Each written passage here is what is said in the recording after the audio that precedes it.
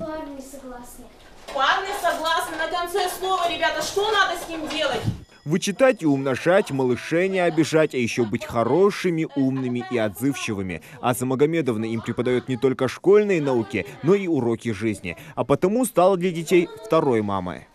Учитель, классный руководитель – это 24 часа взаимоотношений между детьми и родителями.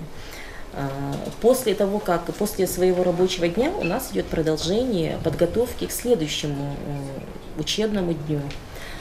Очень много среди детей разносторонне развитых, и учитель берет их за руку и ведет дальше. Это олимпиады, это различные конкурсы, это посещение дополнительных учебных заведений.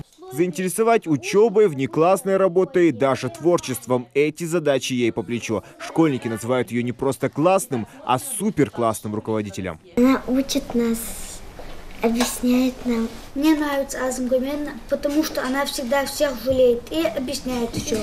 Она нам постоянно объясняет. Если кто-то не понимает, она объясняет и ему. И она всегда добрая. Но чтобы добиться такого признания у детей, надо проводить с ними все свободное время. То, что президент инициировал отдельную доплату учителям за классное руководство 5000 рублей в месяц, в школах называют торжеством справедливости. Это большой стимул для всех классных руководителей работать, показать себя. Это большая награда для классных руководителей. Огромное спасибо нашему президенту Российской Федерации, что он действительно отметил труд классного руководителя. Большую часть своего времени классный руководитель тоже проводит со своими детьми в школе. Соответственно, он знает, чем занимается этот ребенок непосредственно не только в школе, но и дома. То есть, когда ребенок, например, пропускает долгое время, мы стараемся посетить этого ребенка, узнать, почему он не приходит. Ну, какие-то проблемы, может быть, в семье, все же бывает. Поэтому в любом случае уделять классным руководителям внимание, мне кажется, нужно. Время идет, требования к образованию детей меняются, так же, как и нормы преподавания. Учителя должны идти в ногу со временем.